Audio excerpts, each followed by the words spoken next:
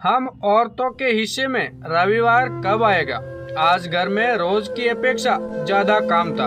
हाँ भाई, रविवार ही था। अंतर सिर्फ इतना था कि आज दीक्षा आधा घंटा ज्यादा सो सकी। 7 बजे उठते ही कामों की लंबी लाइन उसकी आंखों के सामने घूम गई।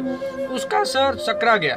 ना, काम के बोझ से नहीं, गर्दन में अकड़न की वजह से। आखिर चिंता तो होगी कि ऐसे में कैसे काम होगा।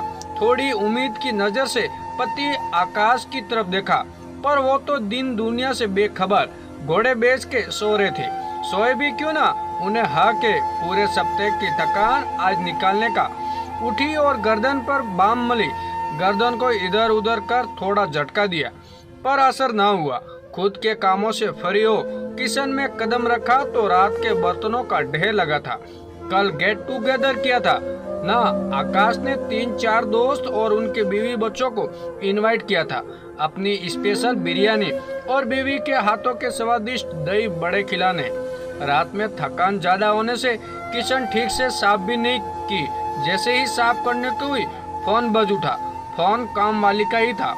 आज मेरे को बहुत तेज बुखार है, मैं नहीं आऊंगी। हे भगवान, अब क्या क्या निपटाऊं और कैसे? आज का ही दिन तो मिलता है घर की ठीक से डस्टिंग क्लीनिंग करने का। जैसे तैसे बर्तनों के लिए बाई मिली, उसको भी बहाने लगे रहते हैं और कपड़ों का भी ढेर लगा हुआ है। फिर खाना भी बनाना है। मेरे हिस्से का रविवार तो कामों से और भर जाता है। सारे विषयों को परे रख चाय बनाई। सासू माँ नियम अनुसार नहाकर चाय का इंतजार कर रही थी। ससुर जी मॉर्निंग वॉक पर गए हुए थे। मम्मी जी, पिंकी दीदी उठ गई क्या? नहीं, उसने कहा है 10 बजे से पहले कोई ना उठाए, बेचारी थक जाती है। ना कॉलेज जाकर और पढ़ाई करके क्या हुआ, गर्दन में अकड़न है तो दर्द की दवाई ले लो। अब हम औरतों के जीवन में आराम कहाँ? सोच रही थी दीदी रोटियां बना लेती तो मैं ऊपर का काम निपटा लेती। कांता भी नहीं आएगी आज। कर लो धीरे धीरे, सारा दिन तो पड़ा है। कपड़े तो वैसे भी मशीन में धोने, हमारे समय तो हाथ ही मशीन थे। और बर्तन भी धोने के लिए थोड़े कहीं से पानी भरकर लाना है या राख से मांजने हैं। स्टील और चीनी मिट्टी के तो बर्तन है, जरा में साफ हो जाते हैं। हमारे समय में पित्तल और कांचे के हुआ करते थे। चाहे शरीर में दम ना हो, पर घिस कर चमकाने पड़ते थे। बस इससे ज्यादा कार्य पुराण सुनने की हिम्मत नहीं थी। उसमें वॉशिंग मशीन में कपड़े डाले और बर्तनों को साफ किया।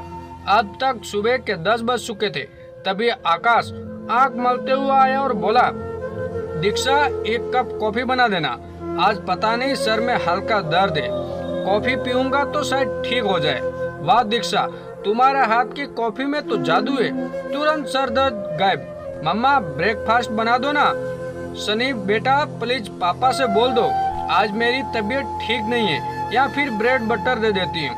नहीं, ब्रेड नहीं पापा, कुछ तो बना दो, मुझे भूख लगाई है। नहीं आकाश, थोड़ा आराम से तो बैठने दो। बहू, आज का ही दिन तो मिलता है। सर दर्द फिर से शुरू हो गया तो अरे दीक्षा, वो पिंकी आ गई है। सुनो पिंकी, उपमा या पोहा बना देना जरा सनी और सभी के लिए। तुम्हारी भाभी की गर्दन में थोड़ा दर्द है। भैया प्लीज, भाभी को ही बोला ना वो पेन किलर खा ले, अभी मेरा कुछ करने का मन नहीं है। और हाँ भाभी, मेरे लिए ग्रीन टी भी बना देना। अरे क्या आप लोगों को मेरे लिए जरा भी दिया भावना नहीं? हफ्ते के 6 दिन की थकान आज निकालने का अधिकार आप लोगों को है, पर मेरे लिए कौन सा दिन फिक्स है? आप लोगों को हेल्थ इश्यू हो या किसी का कुछ करने का मन ना हो तो वो जायज है, पर मुझे कोई प्रॉब्लम हो रही है तो वो होती रहे, क्योंकि एक औरत के हिस्से में आराम करने का ना अधिकार है ना समय।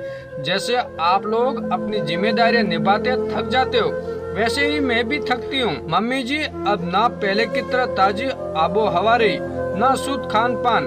अगर आपके जमाने में आज की तरह सुविधा नहीं थी तो इसमें मेरा क्या दोष? क्या आप अपनी बेटी से शादी के बाद भी ये बोलेगी जो मुझे बोलती रहती है? बोलिए, कम से कम मेरी तकलीफ के समय तो मेरा बिना रिक्वेस्ट किए मेरी हेल्प कर सकते हैं कि नहीं?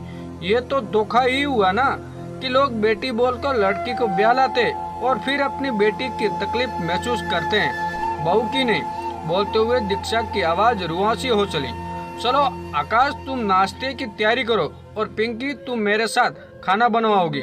दीक्षा बहू, तुम जाकर तब तक थोड़ा लेट लो, फिर साथ बैठकर नाश्ता करेंगे।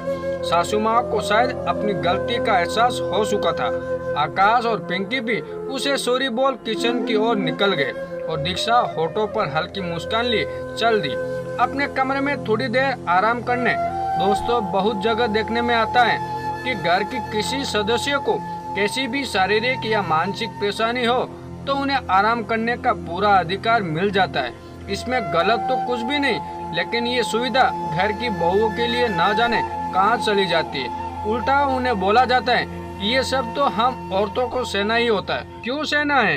क्या वो इंसान नहीं? कई बार तो वो खुद ही छोटे मोटे दर्द और बीमारियों को टालकर जिम्मेदारियां पूरी करती रहती है। लेकिन क्या हमारी जिम्मेदारी नहीं कि उनकी तकलीफों के समय अपना हाथ बटा उनकी परेशानियों को थोड़ा कम करे? इस बात का इंतजार क्यों करना है कि उसे एक दिन अपने लिए आवाज उठानी ही पड़े?